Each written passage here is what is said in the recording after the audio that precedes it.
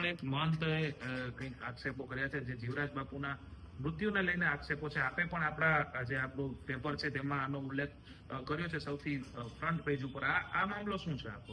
એ ભાલકા તીર્થ જે ભગવાન શ્રી કૃષ્ણનું અંતિમ લીલા જે છે, જ્યાં એને દેહ ત્યાગ કર્યો ભગવાન શ્રી કૃષ્ણ એ પારધીના બાણથી, એ સોમનાથથી નજીક છે ભાલકા તીર્થ છે. એ ભાલકા તીર્થની અંદર એક ખોડિયાર માતાજીનું મંદિર છે અને ત્યાં બિરાજમાન છે મહામંડલેશ્વર બજરંગદાસજી બાપુ. એ બજરંગદાસજી બાપુ જે છે એ પણ કથાકાર છે અને એ સત્તાધારની ગુરુ ગાદીના જેટલા મહંત છે, ચલાળા પાળિયા જે કોઈ છે, એની સાથે પણ સંલગ્ન છે. જીવરાજ બાપુ જ્યારથી બીમાર પડ્યા હતા, છેલ્લા 2-3 વર્ષથી બીમાર બહુ રહ્યા. બીમાર રહ્યા ત્યારે ચલાળાના મહંતથી માંડીને આ હું કહું છું મહામંડલેશ્વર બજરંગદાસજી બાપુ, આ બધા જ લોકો ત્યાં ગયા હતા ખબર અંતર પૂછવા બાપુની. પણ એ બધાનો અનુભવ એક જે છે ચોંકાવનારો છે. અનુભવ એવો છે કે એને એક તો ગેટમાં ગરબા દેતા નતા, પેલા તો સત્તાધારના દરવાજામાં એને દરવાજામાં રોકી રાખવામાં આવે, ગાડી અલગ જગ્યાએ પાર્ક કરવાનું કહેવામાં આવે અને સંતો મહંતોને કહી દે હાથ જોડીને કે પહેલી વાત તો ઈ બાપુ બહુ બીમાર છે એટલે મોટા ભાગે તો દર્શન દેશે નહીં, તમારે એનો આગ્રહ રાખવો જોઈએ નહીં, તમારે જે પૂછ્યું અમને પૂછી લો, અમે તમને કહી દઈએ.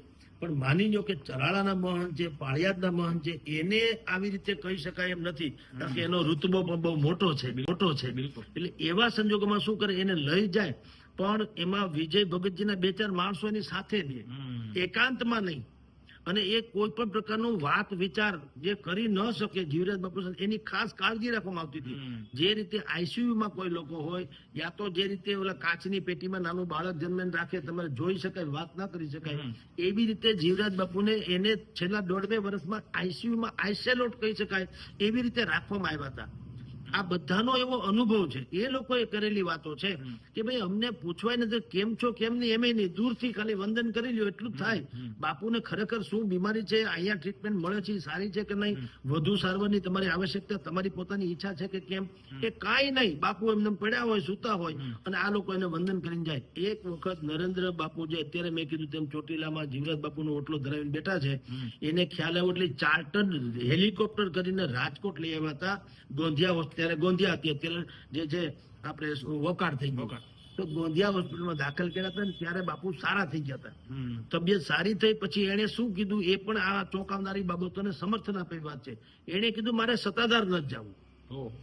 હવે જીવરાજ ભગત જે ગાદીપતિ છે સત્તાધારના, એ સ્વયં એમ કે મારે હવે સત્તાધાર તો કોઈ હિસાબે જવું જ નથી. તો તમે વિચાર કરો, આ સ્વયં એક વાત એ સાબિત કરે છે કે ત્યાં એની ઉપર શું વિત્તિ હશે. નહીતર એ ગાદીપતિ છે, સ્વયં મોટા, એનાથી વિશેષ કોઈ નથી. તો માણસને સૌથી પહેલા દુનિયાનો છેડો ઘર, માણસને સૌથી પહેલા ઘરે જવાની ઈચ્છા થવી જોઈએ. એના બદલે જીવરાજ બાપુ કે મારે સત્તાધાર જવું નથી. અને એ રહ્યા અહીંયા ચોટીલાનો જે મેં કીધું તે જીવરાજ બાપુનો ઓટલો બન્યા ત્યાં રહ્યા હતા.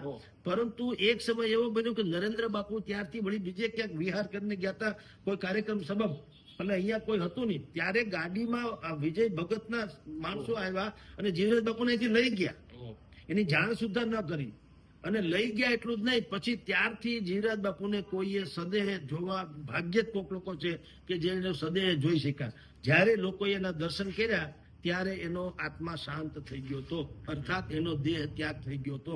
તો આ બધી જે ઘટનાક્રમ છે એ એમ સૂચવે છે કે બાપુ એટલે કે જીવરાજ બાપુનું મૃત્યુ જે છે અથવા તો દેવલોક પામ્યાથી નેચરલ નહોતું, કુદરતી નહોતું, અકુદરતી અથવા તો જેને કહેવાય કારસ્તાન કે ષડયંત્ર, જેને હત્યા કહી શકાય. આવો આક્ષેપ પણ બજરંગદાસ બાપુએ કર્યો છે કે ભાઈ અમને એવી આશંકા છે, કારણ કે અમે એમ કે એને જોયા હતા, એના મોઢામાંથી ફીણી નીકળી ગયા હતા, એવું કોઈ પ્રત્યક્ષ દ્રશ્ય હશે, એને કીધું હતું કે એના મોઢામાંથી ફીણી નીકળી ગયેલા હતા. એને સાફ સફાઈ કરી. ખરેખર જે આવી મહાન વિભૂતિ જયારે દેવલોક પામે ત્યારે અમુક પ્રકારના નીતિ નિયમો હોય છે.